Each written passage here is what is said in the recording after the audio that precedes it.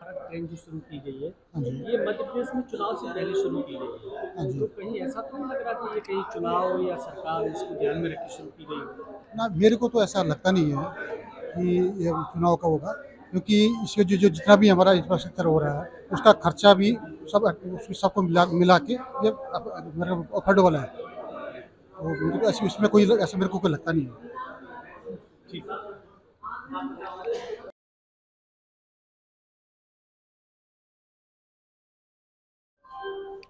मैं पूछूंगा इसको।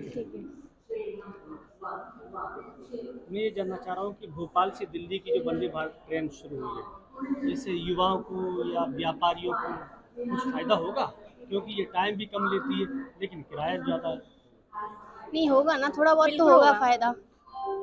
आने जाने में जो टाइम वेस्ट होता है वो कवर होगा उसमें। उससे इंसान उसमें और भी कोई काम कर सकता है आप अपना। भी बोला, पहले ही बोला। उससे जो आने जाने में टाइम वेस्ट होता है वो कवर होगा। जिसको कहीं इमरजेंसी में जल्दी पहुंचना है वो जल्दी पहुंच पाएगा वहाँ। स्टूडेंट्स को फायदा होगा। हाँ, स्टूडेंट्स को अगर किसी का एग्जाम होगा तो एग्जाम में जल्दी पहुंच पाएगा, उससे लेट नहीं हो पाएगा। बहुत फायदे होंगे उससे। हाँ, मेरा सवाल आपसे ये है कि जिस तरह से वंदे भारत ट्रेन शुरू की है जी। तो क्या ये डबल इंजन की सरकार की जो बात कही जाती है इससे मध्य प्रदेश वाकई विकास के पथ पे आगे बढ़ रहा है? देखिए, ऐसा है, कांग्रेस सरकार ने कई ट्रेनें चलाई। ये निरंतर एक प्रक्रिया है जो चलती है और चलती रहती है और चलनी भी चाहिए आगे। इससे मेरे को लगता है इससे सरकारों को और कोई लाभ मिलने वाला नहीं है, क्योंकि ये तो लोगों की व्यक्तिगत मूलभूत सुविधाएं हैं और ये मूलभूत सुविधाएं सरकार को देनी चाहिए और देनी पड़ेंगी। ठीक। आप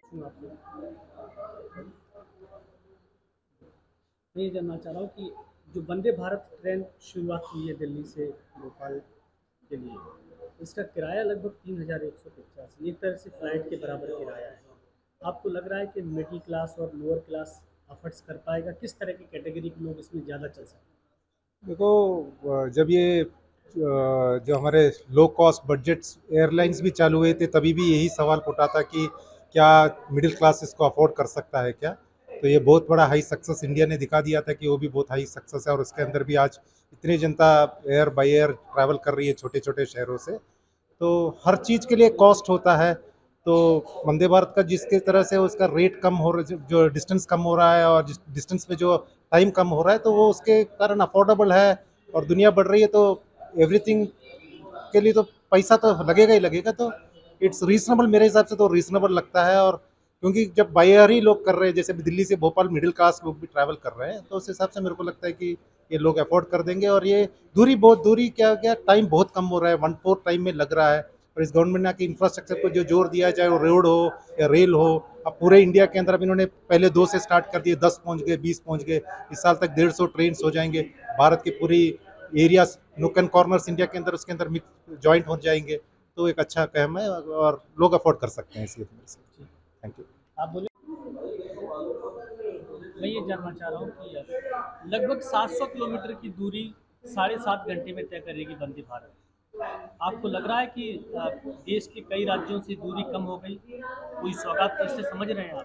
क्यों नहीं, इससे अच्छी बड़ी सौगात क्या है कि जो टाइमिंग आज हमारे यहाँ ट्रेनों में जाते थे, जैसे तो जो टाइम लगता था पता लगा 12-12 घंटे लग रहे हैं। तो एक तो वंदे भारत ये इस तरह की ट्रेन है कि स्पीड भी इसमें दी है, फैसिलिटी भी दी हुई है, और कम से कम टाइम में जो टाइम लोगों का बचेगा इसमें बहुत ही ज़्यादा तरीके से। और मेरे ख्याल से इससे अच्छा और नहीं हो सकता कुछ भी। मैडम आप बोले, इस ट्रेन के क्या कुछ फायदे होने वाले यात्रियों को? क्योंकि ये टाइम कम ले रही है लेकिन किराया ज़्यादा है। इस ट्रेन से फ़ायदा ही फ़ायदा है, कहीं से भी नुकसान नहीं है। क्योंकि सबसे ज़्यादा आजकल समय की बचत के कारण हर व्यक्ति बिजी है। वो चाहता है कि हम कम समय पे और अच्छी सुविधा से हम पहुँचें। इस ट्रेन से चलने से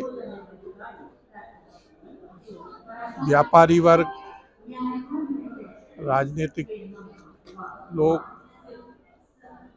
सभी को लाभ है। ठीक है।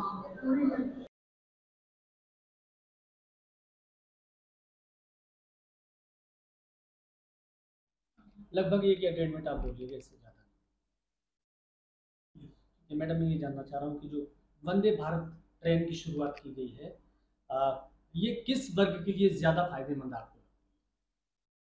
वंदे भारत ट्रेन मेरे को लगता है उन लोगों के लिए ज़्यादा फ़ायदेमंद है जो अपने ऑफिशियल काम से भोपाल से दिल्ली या ग्वालियर से दिल्ली जाते हैं और दिन भर का काम निपटा के वो वापस शाम को अपने डेस्टिनेशन पे वापस जाना चाहते हैं। ज़्यादातर स्पेशली मुझे लगता है कि आईएएस आईपीएस रैंकिंग के अधिकारी, ब्यूरोक्रेट्स, डिप्लोमेट्स और जो कॉरपोरेट्स में जो लोग काम करते हैं उनके लिए ज़्यादा बेनिफिशियल है क्योंकि इसके टाइमिंग्स बहुत अच्छे हैं।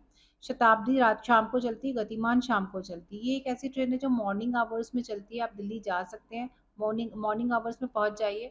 मॉर्निंग आवर्स आपको पूरा टाइम मिलता है कि आप अपना काम पूरा ख़त्म करके शाम को इसी ट्रेन से वापस आ जाइए। तो मुझे लगता है कि उन लोगों के लिए जो बड़े बड़े उस पे पोस्ट पे बैठे हुए लोग, जो वर्किंग पोस्ट पे जो बैठे हुए लोग हैं, उनके लिए बेनिफिशियल है।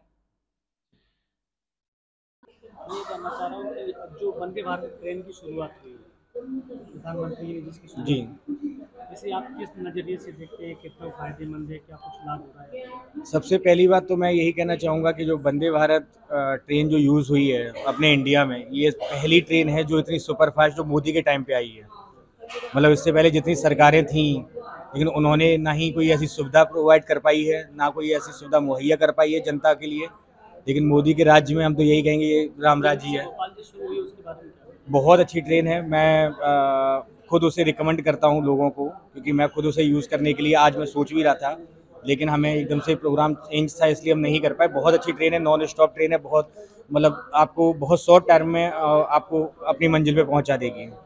बहुत खुशी है, इतनी भी आम जनता है सबके बीच में लहर है खुशी की कि वंदे भारत ट्रेन शुरुआत हुई जैसा मोदी ने वादा किया था।